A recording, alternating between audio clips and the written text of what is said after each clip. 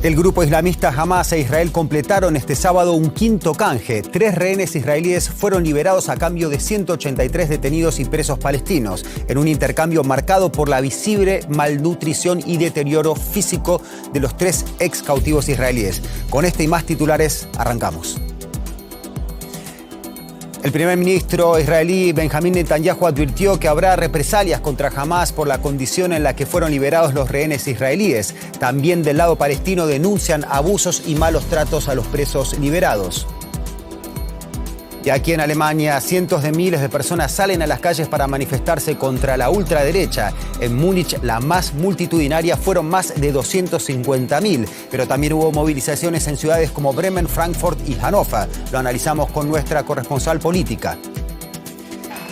Ecuador, a un día de las elecciones, 16 candidatos concurren el domingo por la presidencia del país. Las encuestas auguran una segunda vuelta entre el presidente Noboa y la correísta Luisa González. Les contamos de quiénes se trata.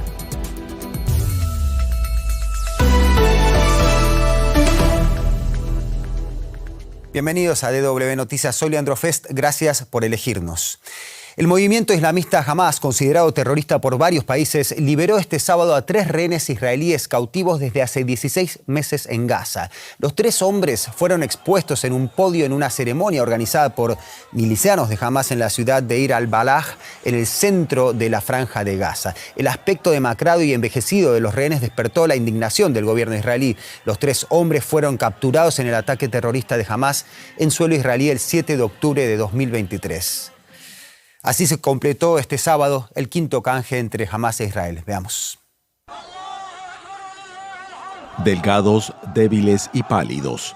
Los 3 hombres salieron en peores condiciones físicas que los otros 18 rehenes que han sido liberados desde que se acordó el cese al fuego hace 3 semanas.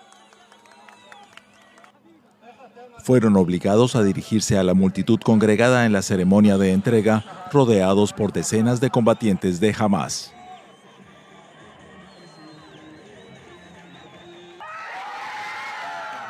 Familiares y amigos siguieron la liberación en vivo. La champaña fluyó cuando Ohad Ben-Ami salió libre, pero su familia tuvo sentimientos encontrados. Ha sido muy duro verlo así. No parece el mismo. Parece que ha sufrido mucho por no estar en casa durante tanto tiempo. Fue muy difícil para mí verlo así. Muy, muy duro. Más tarde, Ohad Ben-Ami se reunió con su esposa, quien también fue tomada como rehén en los ataques del 7 de octubre. Ella fue liberada durante un alto el fuego de una semana en noviembre de 2023.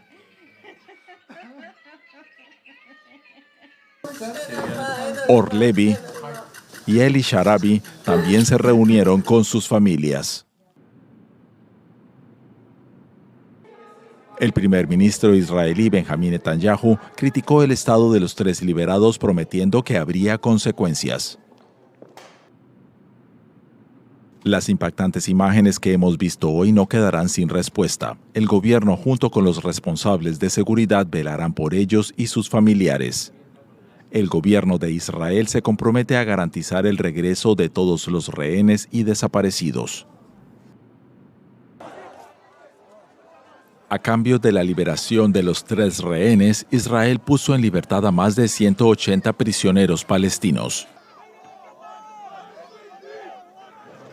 Muchos palestinos liberados de cárceles israelíes durante el alto el fuego también han aparecido demacrados y pálidos.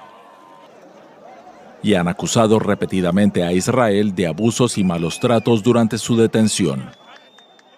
La ocupación nos ha tratado con humillación durante este año y medio. Cortaron nuestros contactos con el mundo. Desde el 7 de octubre no sabíamos lo que pasaba fuera de la cárcel. Según la organización Media Luna Roja, 7 de los prisioneros palestinos liberados fueron trasladados a hospitales para recibir tratamiento. Las familias de ambas partes esperan que el alto el fuego de 6 semanas se mantenga hasta el regreso de sus seres queridos. Mientras tanto, aquí en Alemania, más de 250.000 personas, según la policía, se manifestaron este sábado en la ciudad de Múnich en contra del partido ultraderechista alemán Alternativa para Alemania. y también en contra de la reciente cooperación de los cristiano-demócratas con esta formación para tramitar un endurecimiento de la ley de asilo en el Parlamento. Esto ocurre a 2 semanas de las elecciones y con unas encuestas que darían a la AfD en segundo lugar. El fin de semana pasado, el rechazo a la ultraderecha se mostró también en las calles de Berlín, donde salieron 160.000 personas a manifestarse. Y tenemos la gran oportunidad de desarrollar este tema con nuestra analista política Úrsula Moreno aquí en Berlín. Gracias por atendernos, Úrsula. El fin de semana pasado en Hamburgo y en Berlín y este sábado también multitudinarias manifestaciones en Múnich. ¿Qué lleva a la gente a protestar? Hola, Leandro, pues ya lo contabas, protestan contra la ultraderecha de Alternativa para Alemania, que es un partido antieuropeo, anti-inmigración, un partido protesta, anti-establishment. Temen que salga tan fortalecido, ahora mismo está en un 20% de la intención de voto después de los próximos comicios, que los partidos tradicionales se planteen algún tipo de cooperación con ellos. Las manifestaciones comenzaron, ya lo contabas, la semana pasada, después de que el Partido Conservador de la Unión Democristiana presentara una moción no vinculante para rechazar a todos los migrantes sin papeles en la frontera, también a los solicitantes de asilo, y eso es algo que contraviene los acuerdos europeos, el derecho internacional.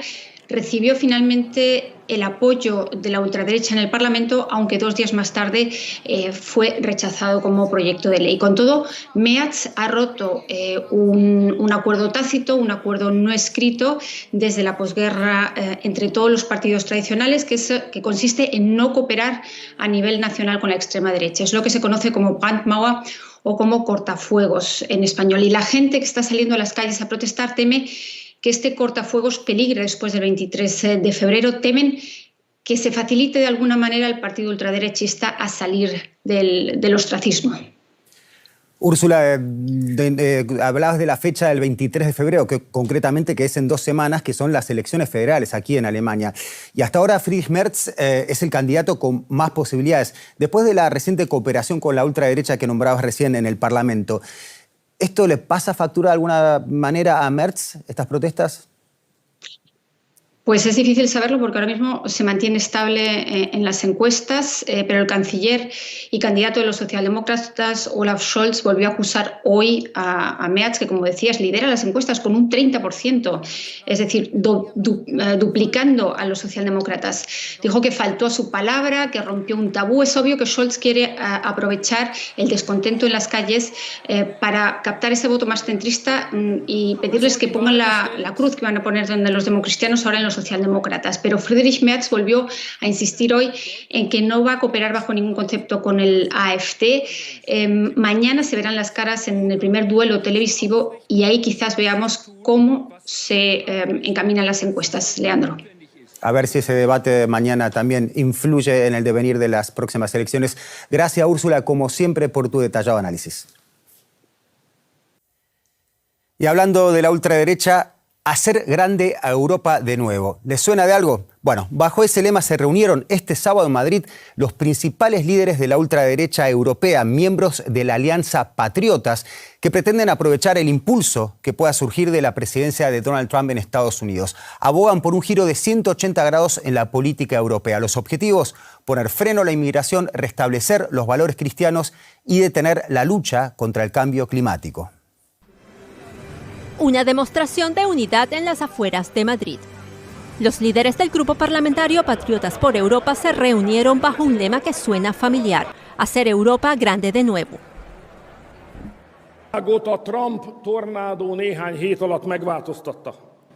El tornado de Trump ha cambiado al mundo en solo un par de semanas. Se ha acabado una época.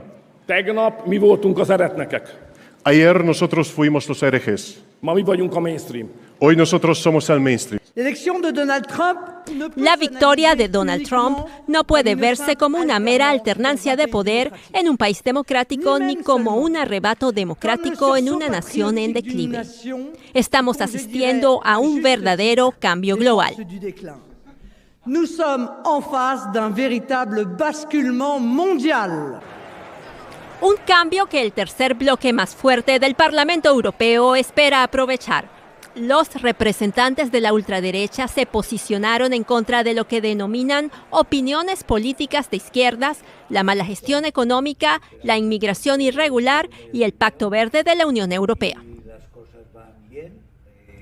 Cada día somos más pobres, pero cada día, eso está claro, la diferencia con Estados Unidos y con China ha crecido de una forma brutal.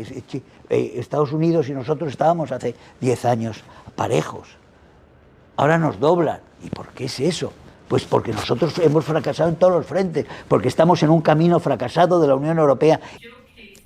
Sara Delange, catedrática especializada en pluralismo político, cree que los patriotas suponen un gran reto para la democracia. Podrían hacer que la Unión Europea cambiara de rumbo.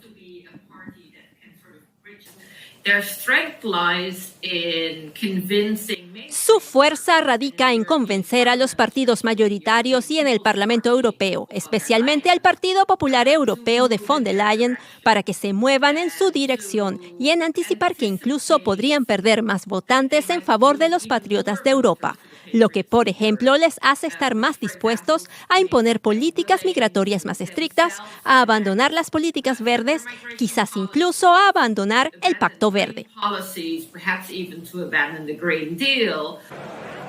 Con su primera reunión oficial, los patriotas por Europa quieren enviar una señal a Bruselas.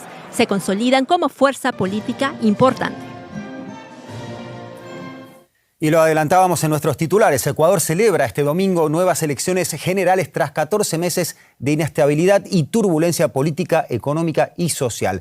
La seguridad y la economía, aspectos que más preocupan a los ecuatorianos, han centrado las campañas de los 16 candidatos. A la cabeza de los sondeos están Luisa González, de Revolución Ciudadana, y el actual mandatario Daniel Noboa, de Acción Democrática Nacional. Ecuador cierra sus fronteras con Colombia y Perú y militariza los puertos y otras zonas estratégicas para garantizar la seguridad durante las elecciones. Entre los 16 candidatos, los sondeos dan como favoritos al actual mandatario Daniel Noboa, de Acción Democrática Nacional, y a Luisa González, de Revolución Ciudadana. Ambos se enfrentaron ya en 2023, cuando el empresario de 37 años asumió el último año y medio de la presidencia de Guillermo Lasso, que no pudo completar su mandato tras un sonado proceso de destitución. Ya no es solo una elección, es una lucha contra la desigualdad, contra el pasado, es una lucha contra el narcotráfico, contra la delincuencia, contra la indolencia. ¿Jura usted por su honor ante Dios? Noboa fue perdiendo los altos niveles de popularidad que tuvo inicialmente. No logró resolver la crisis de seguridad que golpea al país ni frenar la depauperación económica y financiera. Su estrategia de declarar terroristas a las pandillas e imponer un estado de excepción no resultó. Según el Ministerio del Interior ecuatoriano, en 2023 se alcanzó el récord histórico de 22 asesinatos por día, pero enero de 2025 fue el mes más violento en los últimos 3 años, con un promedio de 23,5 asesinatos, casi un crimen por hora. Y aunque cayó la inflación, el país atraviesa una grave crisis energética debido a la sequía, que provoca cortes de electricidad de hasta 14 horas diarias. La tasa de pobreza se disparó al 28% y se han perdido más de 200.000 puestos de trabajo. Esa es la situación que propone revertir Luisa González con el lema Revivir Ecuador. Vamos juntos a enseñarles que al pueblo se lo respeta. Vamos a cambiar la realidad de este país, juntos ustedes y yo. La abogada de 47 años encabeza en el país el proyecto liderado desde el exilio por el expresidente Rafael Correa. Centra su campaña en seguridad, inversión social, educación gratuita y energías renovables. Este jueves pidió a sus simpatizantes estar alerta para garantizar transparencia en el escrutinio. La polarización del país apunta a una decisión crucial: mantener el modelo neoliberal de Noboa o regresar al modelo correísta que representa Luisa González. Y un poco de cultura para despedirnos, concretamente en Ciudad de México, donde este fin de semana se realiza una de las mayores ferias de arte de América Latina, Zona Maco, que celebra su 21ª edición con lo más destacado del arte contemporáneo internacional. En el evento participan unas 200 galerías de más de 30 países con obras de los artistas más representativos de la escena global. También hay charlas con expertos internacionales, además de exposiciones en diversos puntos de la ciudad. Y hasta aquí llegamos, pero hay mucho más en nuestras redes sociales gracias a un equipo de compañeros que trabajan las 24 horas para mantenerlos informados. En nombre de ese equipo me despido. Hasta la próxima edición de DW Noticias.